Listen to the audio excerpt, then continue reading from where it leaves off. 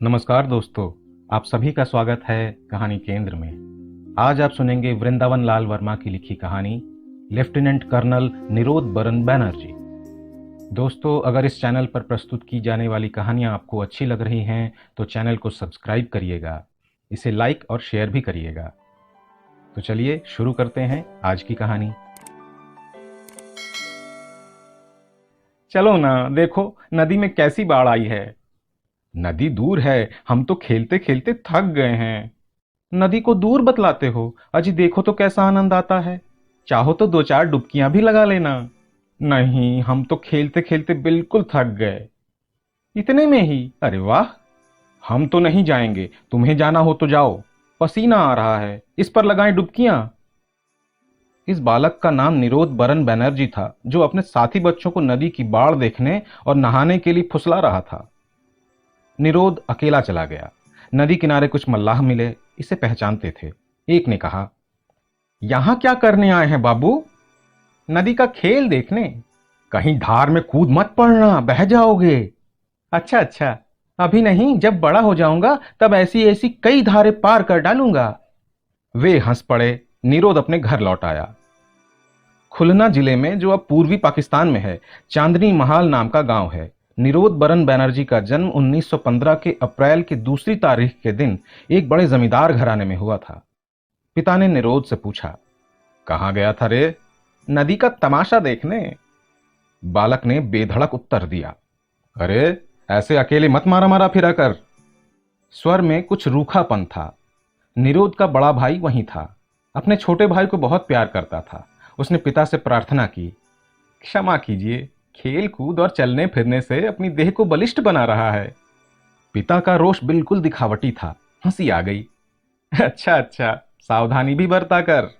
निरोध ने इतनी ही सावधानी बरती कि पिताजी के पास उसके साहसी कार्यों की सूचना न आने पावे। निरोध खेल कूद, साहसी मटर गश्ती और देह को प्रबल बनाने वाले व्यायाम में लगे रहने पर भी पढ़ने लिखने में किसी से भी पीछे नहीं रहा। देह दृढ़ से दृढ़तर होती चली गई और मन सशक्त। सन 1931 में जब वो 16 वर्ष का था, हाई स्कूल की परीक्षा पास कर ली और 2 वर्ष पीछे इंटर की। फिर कलकत्ता के मेडिकल कॉलेज में भर्ती हो गया। एमबीबीएस परीक्षा में उत्तीर्ण हो गया। सर्जरी की कला में सराहनीय विशेषज्ञ। उसी कॉलेज के अस्पताल में हाउस सर्जन के पद पर नियुक्ति हो गई। बड़े भाई साहब विश्वविद्यालय के सैनिक दल में शिक्षा पा रहे हैं तो मैं क्यों पीछे रहूं? मैं भी फौजी जीवन को अपनाऊंगा। निरोध ने निश्चय किया और डॉक्टर निरोध बैनर्जी तन मन से उसमें चिपट गया। दूसरा विश्व युद्ध जोरों से चल रहा था जब 5 मार्च सन 1942 के दिन डॉक्टर निरोध बैनर्जी ने मोर्चों पर लड़ने वाली सेना में अपना नाम दे दिया। कुछ दिनों लखनऊ में फौजी डॉक्टरी की शिक्षा प्राप्त करना आवश्यक था। जैसे ही ये शिक्षा पूरी हुई कि डॉक्टर निरोध को पूर्वी युद्ध मोर्चे पर भेज दिया गया। युद्ध मोर्चे की कठोर कठिनाइयों को पहली बार ही तुरंत अनुभव करना पड़ा। उसके डॉक्टरी दल में 19 साथी थे। बर्मा में 120 मील की पैदल यात्रा करनी पड़ी। घने जंगल और नागा पहाड़ियां, रास्तों की सुविधा दुर्लभ। चीनी सेना का एक दल जो जापानियों से लड़ते लड़ते बीहड़ जंगल के किसी अगम्य स्थान में दब सा गया था, उसकी खोज करनी थी। आदेश था कि इस निस्सहाय दस्ते को भारत के सुरक्षित स्थान में ले जाओ। डॉक्टर निरोध ने उन सब कठिनाइयों को अपने पुरुषार्थ से कसकर झेला और जापानी सेना से बचाव करते हुए चीनी आरक्षितों का पता लगा लिया और उन्हें निस्संकट स्थान में पहुंचाकर ही दम लिया। उसी वर्ष सन 1942 में कप्तान की पदवी अपने पराक्रम के पुरस्कार स्वरूप प्राप्त कर ली। घायलों के शिविर की कमांडिंग अफसरी भी। ये तो डॉक्टर बैनर्जी के महान पराक्रमों का श्री गणेश ही था। निश्चय किया कि हवाई जहाजों द्वारा युद्ध क्षेत्रों में पहुंचकर घायलों की सेवा शुश्रूषा करूंगा। और ये तपस्वी डॉक्टर एयरबॉर्न फॉर्मेशन, हवाई जहाजों द्वारा डॉक्टरी सहायता पहुंचाने वाले संघ में स्वेच्छा से भर्ती हो गया। रावलपिंडी में इस संघ की शिक्षा का केंद्र था। शिक्षा वहां जाकर ली। 1946 में पंजाब में सांप्रदायिक दंगे हो पड़े। लाहौर में अनेक शरणार्थी विपदग्रस्त थे। डॉक्टर निरोध ने इन लोगों को शीघ्रता के साथ वहां से निकालकर सुरक्षित स्थानों पर पहुंचा दिया। पुरस्कार में मेजर की पदवी प्रदान की गई। बंगाल की खाड़ी में हथिया नाम का एक टापू है। सन 1947 में वहां भीषण बाढ़ें आईं। जनता के प्राणों और संपत्ति को बड़ी हानि पहुंची।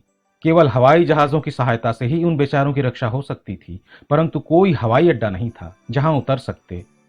उनको बचाने का काम मेजर बैनर्जी को सौंपा गया। 20 साथियों का दल ले जा पहुंचा ये वीर और टापू के उन बाढ़ग्रस्त स्थानों पर उतर पड़ा हवाई छतरी के सहारे। तुरंत पीड़ितों के पास पहुंचने के साधन जुटा लिए और सारा रक्षा कार्य 6 सप्ताहों के भीतर कर डाला। पाकिस्तान ने बड़े वेग से कश्मीर पर आक्रमण कर दिया था। मेजर निरोध को वहां का उरी नामक क्षेत्र सुपुर्द हुआ। घायलों की सेवा शुश्रूषा ही नहीं, बल्कि लड़ाई के क्षेत्र से घायलों के ले जाने का काम भी। मेजर निरोध ने उस क्षेत्र में 2 वर्ष तक बड़े उत्साह और पराक्रम के साथ कर्तव्य पालन किया। कुछ समय उपरांत कोरिया में झंझट खड़ा हो गया। चीनियों ने उपद्रव मचाए थे। संयुक्त राष्ट्र संघ को कोरिया की रक्षा में भाग लेना पड़ा। घायलों की सहायता का काम अनिवार्य था। भारत ने अपने डॉक्टरों का दल भेजा, क्योंकि भारत संयुक्त राष्ट्र का सदस्य है। बात सन 1950 की है। उस दल में मेजर निरोध को भी भेजा गया। काम वही, घायलों को रण क्षेत्र से उठाकर लाना और उनकी डॉक्टरी सहायता का प्रबंध। संपूर्ण कार्य परहित का, परंतु संकटों से भरा पूरा। कार्य क्षेत्र था गोले गोलियों की अग्निवर्षा में डूबा सा। जैसे ही भारतीय डॉक्टरों का दल कोरिया पहुंचा, उसे आग के तूफान में पिल जाना पड़ा। एक जगह युद्ध भयंकर हो पड़ा था। निरोध और डॉक्टर साथी युद्ध पंक्तियों के ठीक पीछे हवाई जहाज से उतारे गए। इन लोगों ने बड़े धीरज और साहस के साथ अपने कर्तव्य पालन किया। एक दिन अपना काम करते करते युद्ध क्षेत्र में बड़ी ही संकटपूर्ण स्थिति में फंस गए। दोनों ओर से आग बरसाई जा रही थी। निरोध का दल बीच में पड़ गया। निकलने का कोई मार्ग नहीं। एक एक पग और एक एक क्षण प्राणों की बाजी का था। कहीं पेट के बल पड़े रहना, कहीं इंच इंच भूमि रेंग रेंग कर पार करना। सारी भूमि घायलों और बीमारों की कराहों से त्रस्त। निरोध के साथी बहुत थक गए थे, परंतु निरोध के नेतृत्व का पालन होता रहा। दवाएं और पट्टियां लादे थे। वैसी परिस्थिति में भी घायलों और बीमारों की सेवा प्राणपण से की जा रही थी। निरोध इनमें सबसे आगे। एक बार बिल्कुल निकट हथगोला फूटा। बाल बाल बचे। कुछ सिपाही घायल हो गए। निरोध ने तुरंत उन्हें डॉक्टरी सहायता पहुंचाई उस भयंकर दशा में। 2 बार और ऐसा हुआ। मौत जैसे निरोध के सिर पर नाच रही हो, परंतु माता पिता और बड़े भाई का प्यारा निरोध, भारत माता का सपूत निरोध अपने कर्तव्य पालन से कभी नहीं चूका, कभी नहीं डिगा। अपने तन की रक्षा की रत्ती भर भी चिंता नहीं की। निरोध के साथी भी नहीं चूके। निरोध का प्रेरक और स्फूर्तिदायक व्यक्तित्व सामने था। इस त्यागी तपस्वी ने लगातार सेवा की। कोरिया ने इस बहादुरी के उपलक्ष्य में घायलों की अचूक शुश्रूषा के पुरस्कार स्वरूप निरोध को लेफ्टिनेंट कर्नल का पद प्रदान किया। भारत सरकार ने इसे काफी नहीं समझा। ऐसे शूरवीर तपस्वी को इतने से ही सम्मानित करना पर्याप्त नहीं है। लेफ्टिनेंट कर्नल निरोध बरन बैनर्जी को महावीर चक्र से विभूषित किया गया। धन्य हैं ऐसे जनसेवी वीर।